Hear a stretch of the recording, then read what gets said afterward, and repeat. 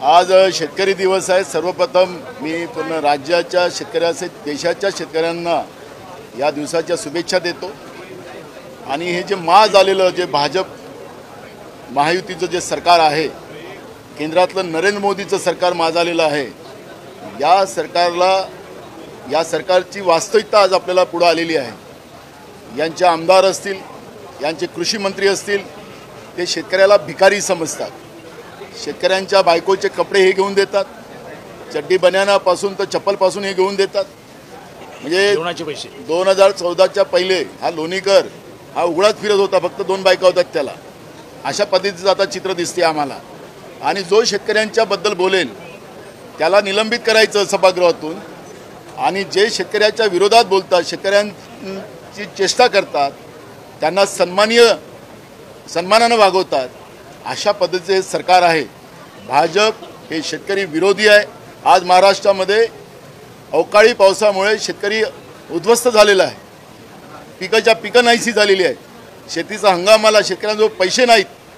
घेतलेलं जे धान्य होतं त्याचे पैसे अजूनपर्यंत शेतकऱ्यांनी दिले नाहीत। बोनस देण्याचं आश्वासन दिलं, ते बोनस शेतकऱ्यांना देत नाही। कर्जमाफी करण्याची भूमिका या लोकांनी मांडली होती, कर्जमाफी करायला तयार नाही, आणि पीक विमा सुद्धा बंद करून टाकला। शेतकरी विरोधी जे सरकार आहे, हे सरकार जेवढं आमच्या शेतकऱ्यांना अपमानित करेल तर हे आम्ही सहन करणार नाही। सरकारच्या विरोधात आम्ही रोज आवाज उचलू, एक दिवस नाही, रोज निलंबित केलं तरी आम्ही थांबणार नाही।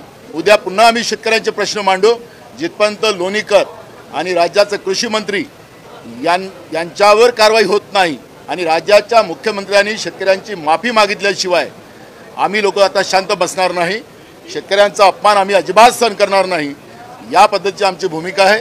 रोज आता हा विषय आम्ही मांडू, रोज अध्यक्षाच्या माध्यमातून त्यांना आम्हाला निलंबित करायचं असेल तर करा, कारण या प्रश्नाला आता आम्ही मागं पडणार नाही। शेतकऱ्यांची कर्जमाफी असेल, अवकाळी पावसाचे पैसे असतील, शेतकऱ्यांच्या शेतीमालाचे प्रश्न असतील, हे घेतल्याशिवाय आता या सभागृहामध्ये आम्ही शांत बसणार नाही, अशी भूमिका आता आमची आहे।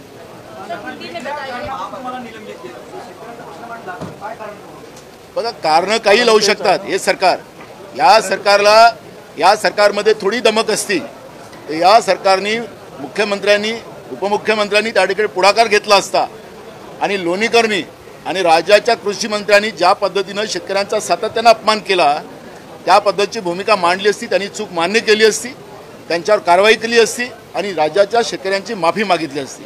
पण राज्याचा मुख्यमंत्री मी अध्यक्षाच्या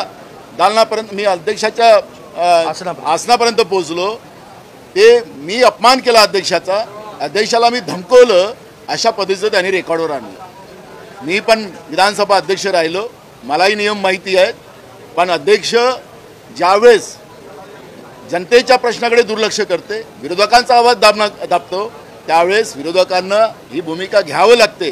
हे लोकशाहीचं तंत्र आहे, आणि त्याच्यामुळे मुख्यमंत्र्याचं सर्टिफिकेट जे आहे की मी अपमान केलेला आहे, मुख्यमंत्र्याचा अपमान, मला त्या सर्टिफिकेटची गरज नाही। मी शेतकरी आहे, आणि माझ्या शेतकऱ्याचा अपमान कोणी करेल तर ते मी सहन करणार नाही, आमचं पूर्ण दल सहन करणार नाही, ही भूमिका आमची।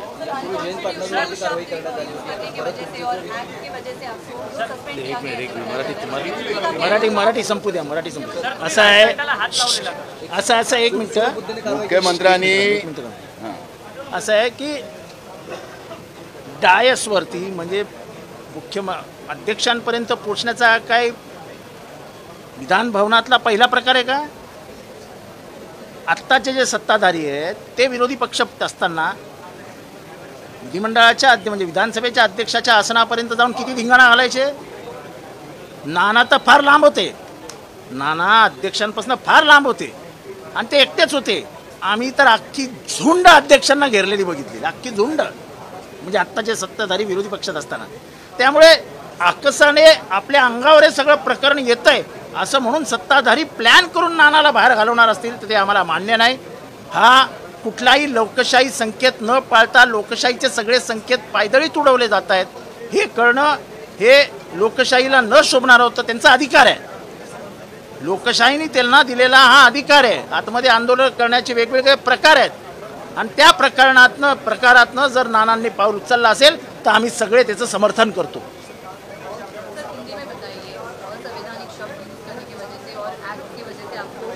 असंवैधानिक क्या हो? इस तरह से अगर बीजेपी के एमएलए और उनके मंत्री, कृषि मंत्री, अगर मोदी किसानों का बाप है इस तरह अगर कहते हैं तो मोदी किसानों का बाप नहीं हो सकता, मोदी इनका बाप हो सकता है।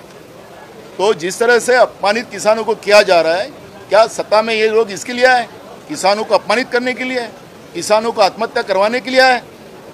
तो इससे असंवैधानिक क्या हो सकता है? और मोदी इनका बाप हो सकता है। मोदी हमारे किसानों का बाप नहीं हो सकता। वो हमारे किसानों को मरवाने के लिए देश में सत्ता में आया, ये हम बोलेंगे। और ये बात वास्तविकता है। जब से मोदी की सरकार देश में आई तब से देश में किसानों की आत्महत्या बढ़ी है।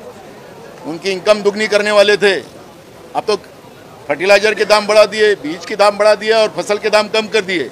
किसान बर्बाद हो चुका है और ये किसान की लड़ाई हम लोग लड़ेंगे।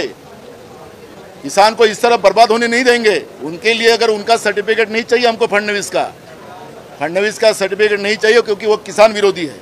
और इसलिए मोदी इनका बाप हो सकता है, किसानों का नहीं। और मैं बार बार बोलूँगा। मुख्यमंत्री ने ये भी कहा कि आपने हमला करने की कोशिश की हर चेहरे पे। अब वो मुख्यमंत्री के सर्टिफिकेट की जरूरत हमें नहीं है। मैंने हमला किया कि वो तो सब लाइव है, आप देख लीजिए।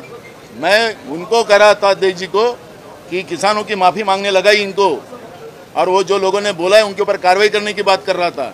अगर उसके लिए अगर मैं हमला किया है, और मैंने हमला क्या होता है, मारपीट तो नहीं किया, और ऐसे कुछ संकेत भी नहीं दिए। संकेत भी नहीं दिए। कोई ऊपर जाता है तो इसका मतलब ये नहीं है, और ये कोई आज नहीं हुआ है। नहीं, सवाल ये बार बार होते आया है। और जो आज सत्ता में बैठे उन्होंने तो बार बार किया है, बार बार।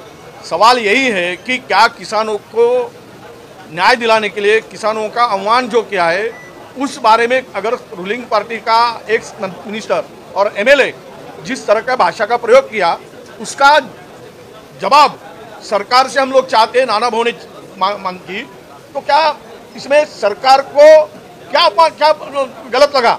और उल्टा इनको ही सस्पेंड करना मतलब हमारे आवाज को दबाने का है, क्लियर कट। और जब वो डायस पर गए थे तो ऐसा कोई गलत उन्होंने किया नहीं। उन्होंने अध्यक्ष जी से यही पूछा, स्पीकर से, कि किसानों के लिए हमें ये आप सरकार को कहो कि किसान के लिए जो आपत्तिजनक टिप्पणी की है उससे माफी मांगे, सरकार माफी मांगे, मुख्यमंत्री माफी मांगे, यही कहा। इससे क्या बड़ा बात हो गई? तो सस्पेंड करने की बात हो गई। इसका मतलब यही है, जो किसानों की आवाज उठाएगा उसको हम हाउस में बैठने नहीं देंगे, उनको ऊपर कार्रवाई करेंगे। ये सरकार की मंशा है और इसलिए नाना भाऊ